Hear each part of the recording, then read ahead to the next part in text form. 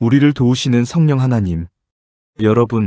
여러분들은 기도의 능력을 믿으십니까? 여러분들은 마태복음 7장 7절에 구하라. 그리하면 너희에게 주실 것이요. 찾으라. 그리하면 찾아낼 것이요. 문을 두드리라. 그리하면 너희에게 열릴 것이니라는 이 말씀의 내용을 그대로 믿으십니까? 많은 신자들이 이 말씀을 믿음에도 불구하고 이 말씀대로 되리라고 기대하지 않는 것 같습니다. 이런 예를 들어보겠습니다. 만일 여러분들이 어느 경품 행사의 1등에 당첨되면 최고급 자동차를 경품으로 주겠다는 광고를 보고 응모했다고 생각해 보겠습니다. 그렇다면 여러분은 그 경품에 응모할 때 내가 반드시 1등에 당첨될 것이다라고 믿고 참가합니까? 내가 됐으면 좋겠다는 간절한 마음을 가지고 그 경품에 참가하기는 하지만 된다는 확신이 없기에 큰 기대를 하지 않는 것입니다. 기도도 그렇지 않을까 생각해 봅니다. 우리는 기도를 하면서 마태복음 7장 8절에 구하는 이마다 받을 것이요, 찾는 이는 찾아낼 것이요, 두드리는 이에게는 열릴 것이니라고 예수님께서 말씀하셨기 때문에 그대로 믿기는 하겠는데 그대로 될 것 같지는 않다는 생각을 합니다. 어느 한 중학생이 그럽니다. 자기는 기도를 안 한답니다. 왜 그러냐면 기도하면 항상 반대로 된다고 합니다. 비가 오지 않게 해달라고 기도를 하면 꼭 비가 오고 엄마가 아프지 않게 해달라고 기도하면 여전히 엄마가 아프다는 것입니다. 저는 이 중학생의 마음을 이해할 수 있을 것 같습니다. 여러분, 보통 때 비가 오지 않게 해달라고 누가 기도하겠습니다. 다음날 소풍 가는데 일기예보를 보니까는 비가 온다는 그 예보를 보았기 때문에 기도를 시작하는 것입니다. 비가 오지 않게 해달라고요. 그런데 대체로 비가 옵니다. 예보가 맞습니다. 엄마가 몸이 안 좋기 때문에 병원에 갔습니다. 그래서 엄마가 아프지 말게 해달라고 기도를 하는 것이고, 그렇게 기도하고 나면 아프지 말아야 되는데 그래도 엄마는 아픕니다. 그러니까 그 아이는 나는 기도를 안 믿는다고 그렇게 얘기를 하는 것입니다. 그 아이가 하려는 말은 절실한 상황에서 아무리 기도를 해도 그 기도한 대로 잘 안 되더라는 얘기를 하는 것입니다. 우리는 이렇게 신앙생활을 하면서 때로 기도의 실패감을 맛보기도 합니다. 그렇지만 우리는 구하면 하나님께서 주신다는 그 말씀을 믿습니다. 그런데 이 약속의 말씀을 믿지만 왜 기도한 대로 응답되지 않을까를 생각할 때 대체로 그 책임은 자신에게 있다고 여깁니다. 내게 뭔가 부족하기 때문에 하나님께서 응답하시지 않는 것이다라는 것입니다. 사람들이 생각할 수 있는 우리의 부족한 것이 있다면 믿음의 부족일 것입니다. 그렇다면 우리의 모든 응답되지 않은 기도의 원인은 믿음의 부족일까요? 저는 그렇다고 생각하지 않습니다. 예수님께서는 마태복음 7장 11절에서 이렇게 말씀하십니다. 너희가 악한 자라도 좋은 것으로 자식에게 줄 줄 알거든 하물며 하늘에 계신 너희 아버지께서 구하는 자에게 좋은 것으로 주시지 않겠느냐? 그런데 이 말씀을 자세히 살펴보면 네가 구하고 찾고 두드리는 것을 주겠다고 말씀해 주시지 않으시고 구하는 자에게 좋은 것을 주시지 않겠느냐라고 말씀하셨습니다. 여러분, 하나님의 약속은 우리가 구한 대로 주시겠다고 말씀하신 것이 아니라 우리에게 좋은 것을 주시겠다는 것이 하나님의 약속이라는 말씀입니다. 이 말씀을 알아듣기 쉽게 설명하시기 위해서 예수님께서 한 비유를 드셨습니다. 마태복음 7장 9절에서 10절 말씀입니다. 너희 중에 누가 아들이 떡을 달라 하는데 돌을 주며 생선을 달라 하는데 뱀을 줄 사람이 있겠느냐? 자식이 떡을 달라고 하면 좋은 아버지는 뭘 줍니까? 떡을 줍니다. 좋은 아버지가 떡을 달라는 아들에게 돌을 주는 아버지는 없습니다. 좋은 아버지는 떡을 줍니다. 당시 팔레스타인에서는 떡하고 돌이 비슷하게 생겼기 때문에 어린아이들의 경우에는 돌과 떡을 구분할 능력이 없었습니다. 그렇기 때문에 배가 고파 그 돌을 떡인 줄 알고 달라고 할 때가 있습니다. 만일 자식이 아버지에게 먹겠다고 돌을 달라고 하면 좋은 아버지가 돌을 주어야 합니까? 떡을 주어야 합니까? 당연히 떡을 주어야 합니다. 자식이 돌을 달라고 해도 좋은 아버지는 떡을 주는 것입니다. 자식이 원하는 대로 주는 것이 아니라 자식에게 좋은 것을 주는 것입니다. 자식이 떡을 달라고 하면 떡을 줄 것이고 자식이 돌을 달라고 해도 떡을 줍니다. 그것이 좋은 아버지입니다. 그런데 자식이 달라고 하지 않으면 어떻게 합니까? 이 자식이 상당히 자존심이 센 아들입니다. 배가 고픈데도 달라고 하지 않습니다. 아버지는 빵을 들고 말합니다. 달라고만 해줄게. 괜찮습니다. 아버지.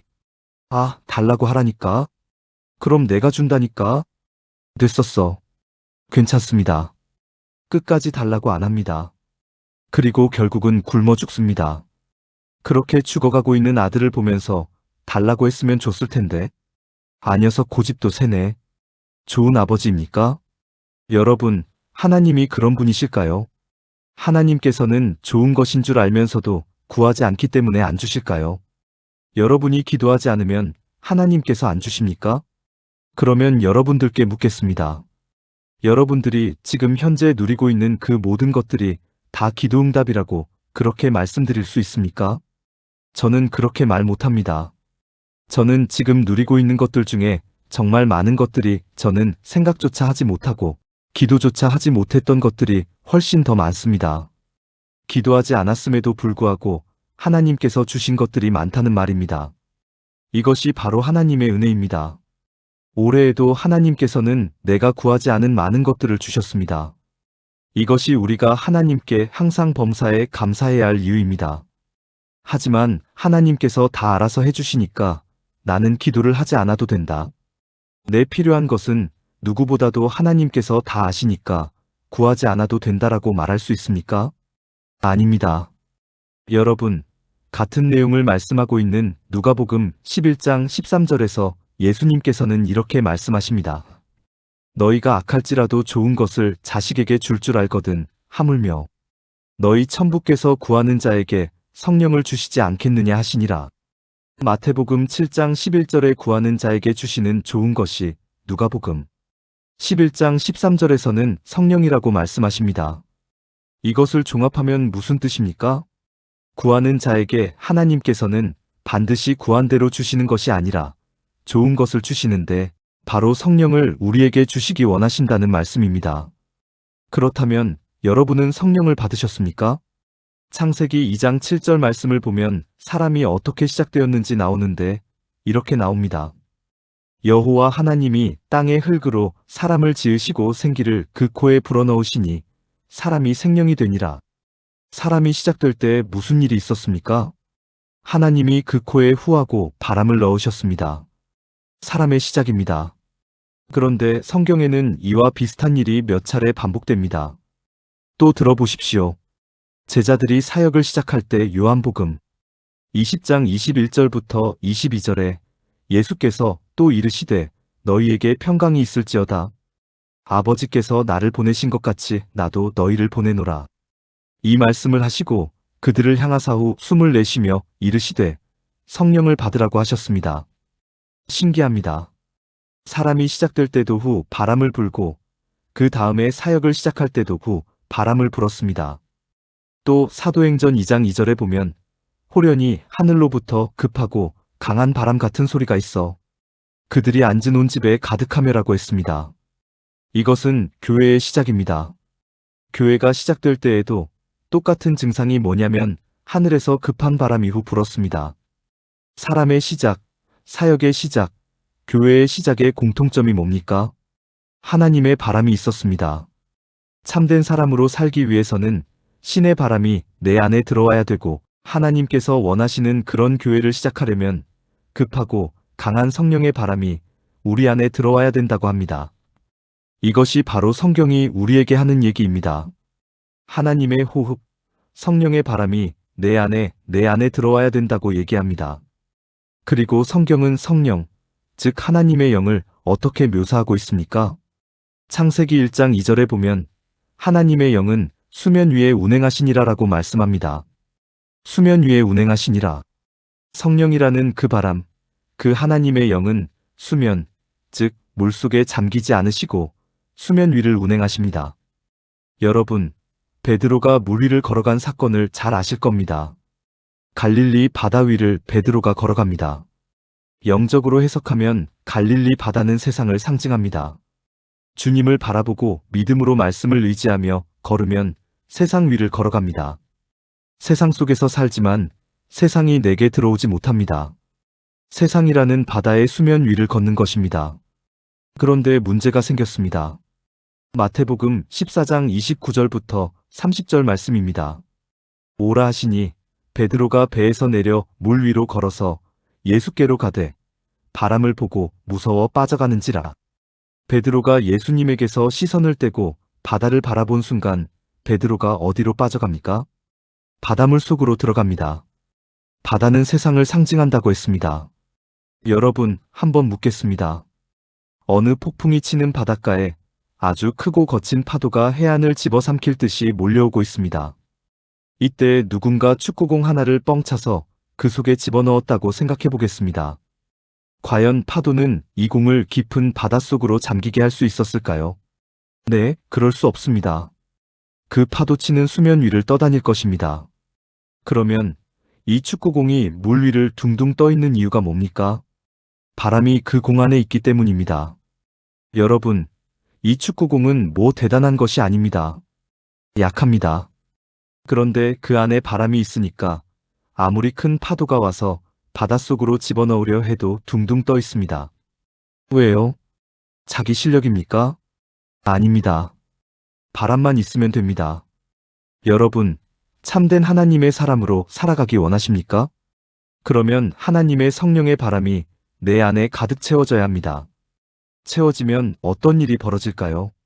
내가 사는 환경에 어떤 세상의 파도가 와서 나를 삼키려 해도 그 세상 안으로 끌어들이지를 못하는 것입니다.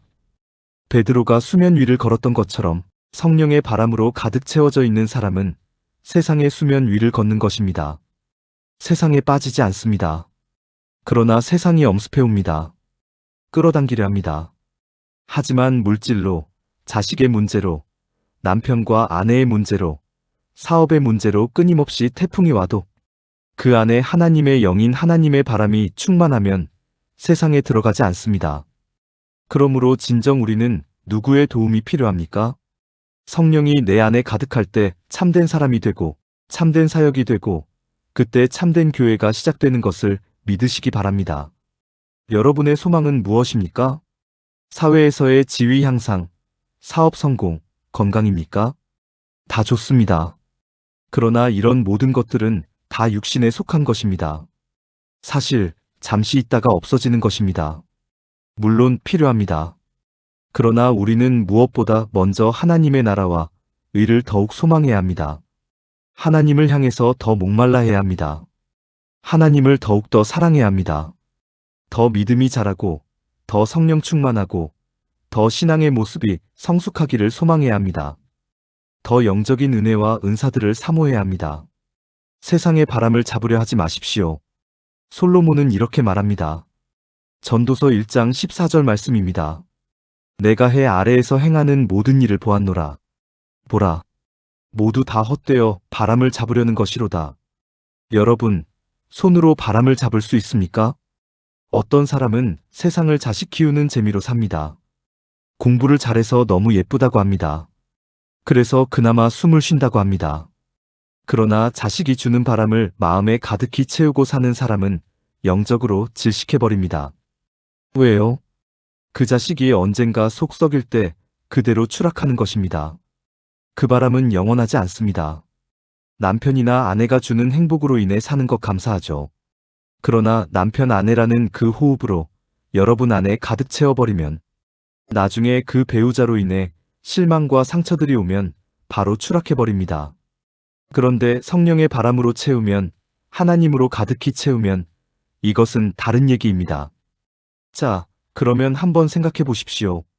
창세기 12장 1절을 보면 아브라함에게 하나님께서 너는 너의 본토 친척 아비집을 떠나 내가 내게 지시할 땅으로 가라고 말씀하시면서 그를 고향에서 끌어내셨습니다. 그런데 이렇게 해서 나온 아브라함의 처음 믿음은 어땠습니까? 작았습니다. 하나님께서는 아브라함이 고향인 하란을 떠났을 때 아들을 주시겠다고, 땅을 주시겠다고 약속을 하셨습니다. 그런데 그 일이 바로 이루어지지 않습니다. 그래서 아브라함은 낙심을 합니다. 의심을 합니다. 그리고 거의 포기하는 지경까지 이릅니다. 여러분, 우리 신앙생활도 이와 비슷하지 않습니까? 하나님을 너무 사랑해서 시작하는 것보다도 예수 믿으면 복 받는다고 해서 믿었는데, 그래서 부자가 되고 자식들도 다 잘 되고 좀 더 평안한 생활을 할 줄 알았는데 그렇지 않게 느껴집니다. 그래서 낙심합니다. 신앙생활을 포기하고 싶다는 생각도 들 때가 있습니다. 이렇게 아브라함의 믿음은 처음에는 작았습니다. 그러나 아브라함이 그렇게 시작은 했지만 그는 결국 믿음의 조상이 되었습니다. 하나님께서 아브라함에게 자식을 주셨습니다. 또한 가나안 땅을 주셨습니다. 그리고 얼마나 거부인지 은금이 가득하고 가축이 가득한 거부가 되었습니다. 한마디로 재벌이 된 것입니다. 여러분, 하나님께서 주시겠다는 땅에 도착했으니까 이제 뭐 해야 됩니까? 궁궐 같은 집을 지어야죠. 그런데 아브라함은 그렇게 하지 않고 텐트를 치면서 살았습니다. 그 이유를 성경은 뭐라고 했는지 아십니까? 히브리서 11장 16절에 보면 본향을 사모함이라고 했습니다. 자, 생각해 보십시오. 처음에 아브람은 작은 믿음으로 시작했습니다. 걸음마를 시작한 어린아이에게 엄마가 늘 곁에 있는 것처럼 하나님께서는 그와 늘 함께 하셨습니다. 그리고 돌보아 주십니다. 필요를 공급해 주십니다. 그리고 그의 믿음은 점점 커져갑니다. 그렇게 하나님과 함께 걷다가 그 아브라함은 어느새 하나님의 친구가 되어버렸습니다. 하나님을 사랑하게 되어버렸습니다. 가나안 땅에 도착했습니다. 이제 집 짓고 살아야 됩니다. 여기서 누려야죠. 그런데 텐트 치고 살았습니다.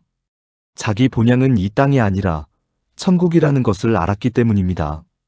아브라함 안에 하나님으로 가득 채워지니까 하나님이 돈을 줘도 돈에 빠지지 않고 자식을 줘도 자식에 빠지지 않고 땅을 줘도 땅에 빠지지 않고 은금을 줘도 은금에 빠지지 않았습니다. 왜입니까? 아브라함의 마음은 하나님으로 가득 차, 그 영에 하나님의 바람으로 가득 차, 세상의 모든 것을 줘도 수면 위를 운행하는 하나님의 영처럼 세상에 속하지 아니하고 세상의 것을 초월한 하나님의 사람이 되었던 것입니다. 사도 바울이 감옥 안에서 빌립보 교인들에게 뭐라고 말했습니까? 빌립보서 4장 4절 말씀입니다. 기뻐하라. 기뻐하라. 내가 다시 말하노니 기뻐하라. 또 사도행전 26장에서 아그리빠 왕에게 한 말 기억하십니까? 바울은 지금 죄수의 신분입니다. 감옥 안은 추운데 자기 덮을 옷 하나 변변치 않습니다. 거지입니다. 거지 사도 바울, 죄수, 자유함도 없는 그 사도 바울이 아그리빠 왕 앞에서 한 말이 뭡니까? 왕이시여, 나와 같이 되기를 원하나이다. 여러분, 이게 말이 되는 소리입니까? 나와 같이 되기를 원한다고요. 왜 이런 소리를 했을까요? 바람, 즉 하나님의 바람으로 가득한 사도 바울, 성령으로 충만했던 사도 바울은 감옥 안에서 착고에 채워져 자유함을 잃어버리고 입을 옷 하나 변변치 않았지만 좌절하거나 낙심하지 않았습니다. 세상에 빠져서 그것에 공상맞게 불평과 원망하며 살지 않았습니다. 왜입니까? 세상의 것이 초월된 것입니다. 세상 위를 운행하는 성령의 도움으로 파도가 치고 바람이 불고 폭풍이 불어서 세상으로 끌어당기는 그 밤에도 그 축구공이 끊임없이 떠 있었던 것처럼 오늘도 그 하나님의 바람으로 호흡하는 성령의 사람은 가득 채워진 그 성령의 기운으로 세상을 넉넉히 이기며 살아갑니다. 바로 이 사람이 진짜 예수 믿는 사람입니다. 자, 그렇다면 이 성령의 바람, 하나님의 바람이 우리 안에 가득히 채워진 이후에 그분은 무엇을 하십니까? 내가 너를 도우리라는 것입니다. 그분이 우리 안에 오시면 이제 돕기 시작합니다. 그분은 우리를 도와주시는 영이십니다. 여러분, 하나님께서 우리 사람을 표현하실 때 흙, 질그릇, 상한 갈대, 꺼져가는 심지라고 말씀하십니다. 공통점이 뭐냐면 다 약하다는 것입니다. 정말 약합니다. 어느 한 사람이 지나가는 소리로 나한테 딱 한 소리 했습니다. 그런데 그 말 듣고 그날 밤에 잠을 못 잡니다. 왜 그럴까요? 마음이 상했기 때문입니다. 우리는 금방 상합니다. 상한 갈대입니다. 정말 그렇습니다. 이렇게 연약한 우리 인생을 향해 주님께서 어떻게 해주신다고 말씀하십니까? 그렇습니다. 로마서 8장 26절에 이와 같이 성령도 우리의 연약함을 도우시나니라고 말씀했습니다. 이 연약함이라는 단어는 히브리어로 복수로 되어 있습니다. 즉 연약함이 한두 가지가 아니라 굉장히 많습니다. 여러분 인정하십니까? 요한복음 14장 26절 말씀을 보면 예수님께서 성령을 이렇게 말씀하셨습니다. 보혜사, 곧 아버지께서 내 이름으로 보내실 성령. 이 보혜사라는 단어는 파라클레토스라는 단어입니다. 이 파라클레토스라는 하나님의 바람이신 보혜사가 우리 안에 들어오시면 우리를 돕습니다. 그래서 사도행전 1장 4절에서 5절 말씀을 보면 예수님께서는 제자들에게 예루살렘을 떠나지 말고 내게서 들은 바 아버지께서 약속하신 것을 기다리라. 요한은 물로 세례를 베풀었으나 너희는 몇 날이 못되어 성령으로 세례를 받으리라고 말씀하신 것입니다. 그분의 도우심이 없이는 우리 힘으로 절대 아무것도 하지 못한다라는 뜻입니다. 자, 보혜사 성령께서 돕는다면 무엇을 돕습니까? 성령은 하나님의 영이시기 때문에 우리 안에 바람으로 들어와 가득히 들어오셔서 나의 뜻과 나의 소원과 나의 꿈과 나의 기도의 제목을 이루도록 돕는 게 아닙니다. 바로 아버지 하나님의 섭리와 그분의 뜻과 그분의 꿈을 이루시는 분이십니다. 보혜사 성령님이 우리 안에 임하셔서 하시는 일은 나를 통해서 아버지 하나님의 뜻이 이 땅에 이루어지도록 돕는 것입니다. 나의 소원과 나의 소원이 이루어지는 게 아니라 보혜사 성령이 들어오시면 계속해서 하나님 아버지의 꿈과 뜻을 이루십니다. 여러분, 요셉을 한번 생각해 보십시오. 창세기 39장 2절에 보면 여호와께서 요셉과 함께 하심으로 그가 형통한 자가 되어라고 말씀합니다. 형통, 그리고 3절에도 똑같이 나옵니다. 그의 주인이 여호와께서 그와 함께 하심을 보며 또 여호와께서 그의 범사에 형통하게 하심을 보았더라. 23절에도 또 나옵니다.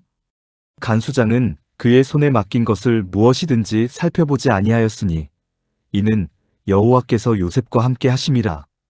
여호와께서 그를 범사에 형통하게 하셨더라. 하나님이 함께 계심으로 형통했다고 합니다. 이게 요셉의 언제입니까? 보디발의 집에 잡혀간 때입니다. 그러면 보디발의 집으로 노예로 잡혀간 것이 형통입니까? 그리고 보디발의 아내가 요셉을 유혹하여 뿌리쳤는데 결국 간 곳이 감옥입니다. 그런데 감옥에 있을 때도 성경은 뭐라고 하냐면 하나님이 함께 하심으로 형통했다라고 말씀합니다. 이해가 가십니까? 도대체 이 형통이라는 뜻이 뭡니까? 우리가 아는 형통은 내 소원, 내 계획, 내 꿈이 한치의 오차도 없이 이루어지는 게 형통이라고 합니다. 그런데 여기서 말하는 형통이라고 하는 히브리 단어 원어의 뜻은 뭐냐면 번영하다, 번성케 하다라는 뜻입니다. 그런데 이 단어가 어느 쪽에서 쓰였냐면 우리 쪽에서 쓰인 단어가 아닙니다. 하나님 편에서 쓰인 단어입니다.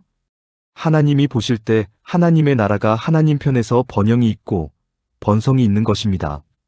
무슨 말입니까? 하나님께서 계획하신 일들이 한치의 오차 없이 진행되다라는 뜻입니다. 내 쪽이 아니라 누구 쪽이라고요? 하나님 쪽입니다. 하나님께서 뭔가 요셉을 향해 계획을 세우셨습니다.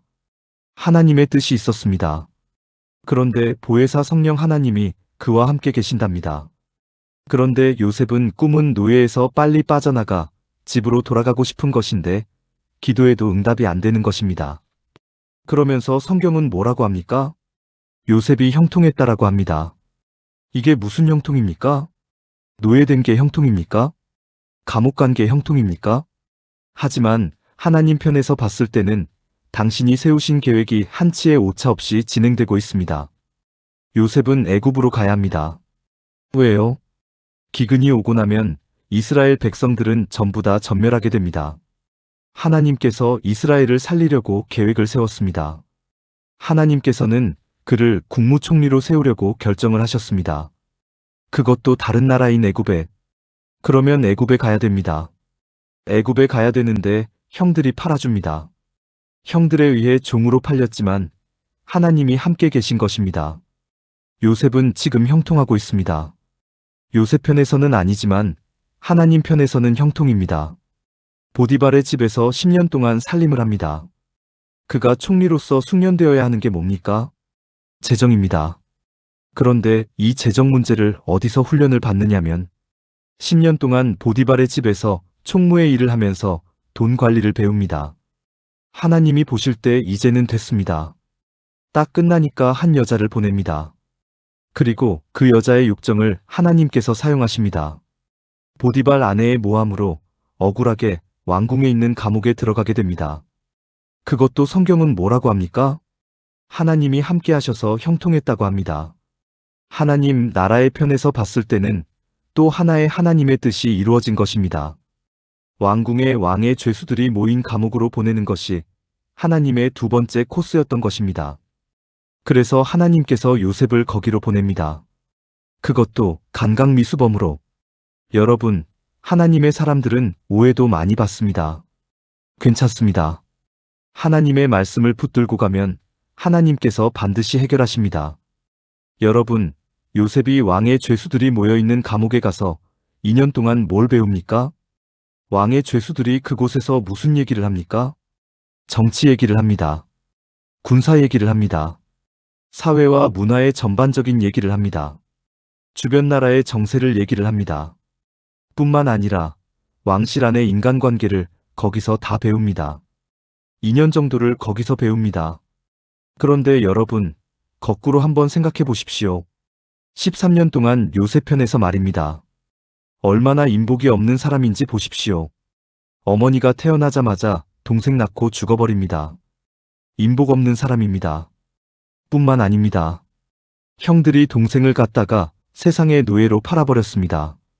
이렇게 인복 없는 사람이 어디 있습니까? 또 충성을 다해 섬겼는데 한 여인의 거짓말로 감옥에 들어갑니다. 이렇게 인복 없는 사람이 어디 있습니까? 감옥에서 술 맡은 관원장의 꿈을 해석해줬습니다. 그런데 그 사람은 복직되자 요셉을 까맣게 잊어버렸습니다. 여러분, 하나님이 함께 한다면서요. 하나님께서 함께 하셔서 형통하다면서요. 하나님이 함께 하는데 뭡니까? 맨날 고생합니다. 하나님이 함께 하시는데 일이 안 풀리는 것입니다. 하나님이 함께 하시는데 13년을 기도했는데 기도 응답이 안 된 것입니다. 여러분, 혹 우리의 상황하고 비슷하지는 않습니까? 어떨 때는 하나님께 아무리 기도해도 응답이 안 되는 것입니다. 응답되면 안 되었던 것입니다. 그런데 나는 그 자리를 벗어나게 해달라고 기도합니다. 그런데 아무런 응답이 없습니다. 그러나 하나님 나라에서 볼 때에는 형통하고 있는 것입니다. 내 편에서 볼 때에는 예수를 믿어 하나님께서 나와 함께 계신다고 하는데 왜 이렇게 가난합니까? 왜 이렇게 배신이 많습니까? 왜 오해로 가득 찼습니까? 하나님께서 기도 하나도 안 들어주시는 것입니다. 여러분, 기도 안 들어주면 하나님이 함께 해주시지 않는 것입니까? 아닙니다. 그분은 여러분 안에 들어가셔서 우리의 소원을 들어주시는 분이 아닙니다. 우리 안에 바람으로 임하신 그 성령님은 우리 한 사람 한 사람을 향한 아버지, 하나님의 계획과 뜻을 이루기 시작하시는 것입니다. 그리고 놀랍게도 요셉이 30세에 총리가 됩니다. 배신이 있어야 됐고 노예가 되어야 됐고 누명을 쓰고 감옥에 가야만 됐습니다. 술 맡은 관원장이 나갔을 때 요셉의 나이가 28살입니다. 술 맡은 관원장이 내가 나가면 왕한테 얘기해서 너 도와줄게?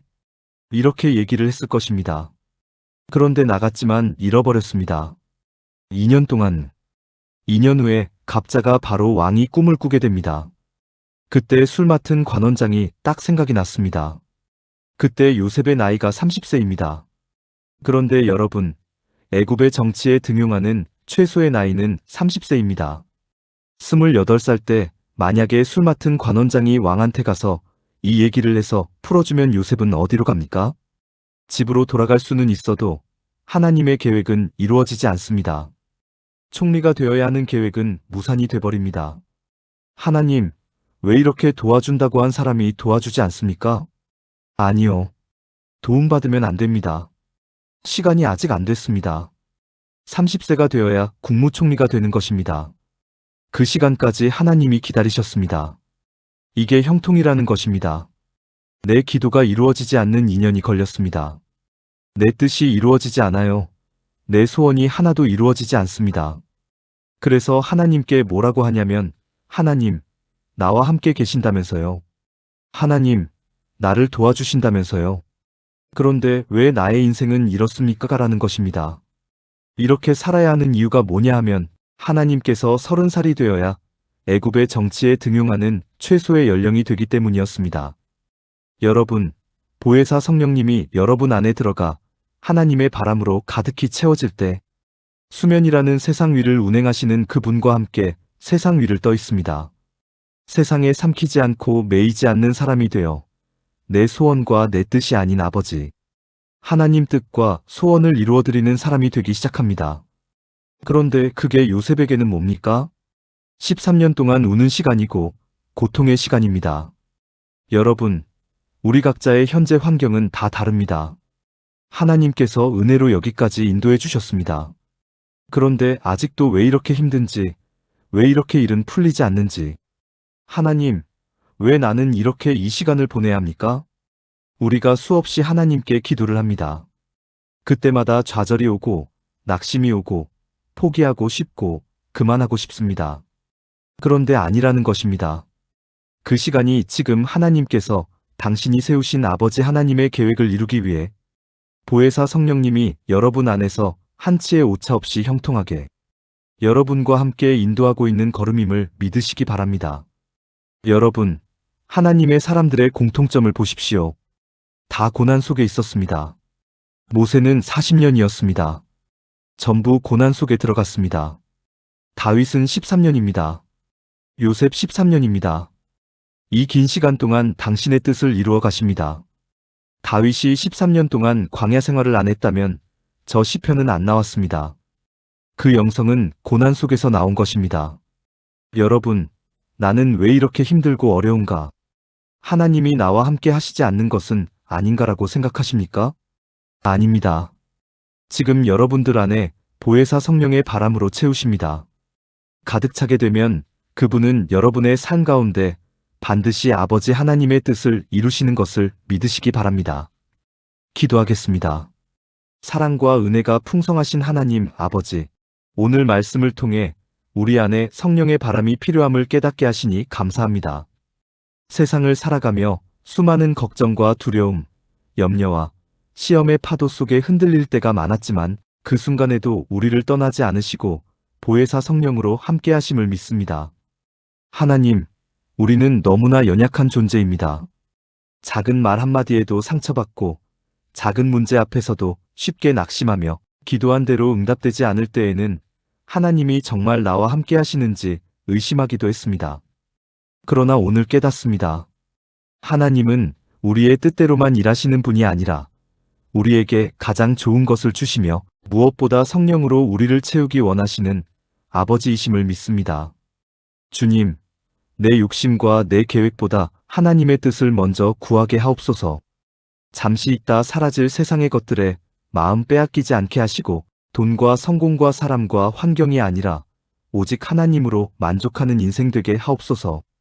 우리 안에 성령의 바람을 가득 부어주셔서 세상의 거친 파도가 밀려와도 흔들리지 않게 하시고 베드로가 믿음으로 물 위를 걸었던 것처럼 우리도 믿음으로 세상을 이기며 살아가게 하옵소서. 하나님, 지금도 이해되지 않는 시간을 지나가는 성도들이 있습니다. 기도해도 문이 열리지 않는 것 같고 열심히 살아도 길이 보이지 않으며 요셉처럼 억울함과 기다림의 시간을 지나가는 이들도 있습니다. 그러나 그 시간에도 하나님께서 우리를 형통하게 인도하고 계심을 믿게 하옵소서. 내 눈에는 실패 같아 보여도 하나님의 계획은 한치의 오차 없이 이루어지고 있음을 신뢰하게 하옵소서. 성령 하나님, 우리의 연약함을 도와주옵소서. 낙심할 때 위로하여 주시고 두려울 때 담대함을 주시며 기도할 힘조차 없을 때에도 우리 안에서 역사하여 주옵소서. 우리의 삶이 세상에 끌려가는 삶이 아니라 하나님의 영으로 살아가는 삶 되게 하옵소서. 우리 교회와 가정과 삶 가운데 성령의 충만함을 허락하시고 참된 믿음의 사람, 참된 예배자, 참된 하나님의 자녀로 살아가게 하옵소서. 오늘도 우리를 붙드시고 인도하시는 주님만 바라보며 살아가기를 원합니다. 감사드리며 우리를 도우시는 예수 그리스도의 이름으로 기도드립니다. 아멘.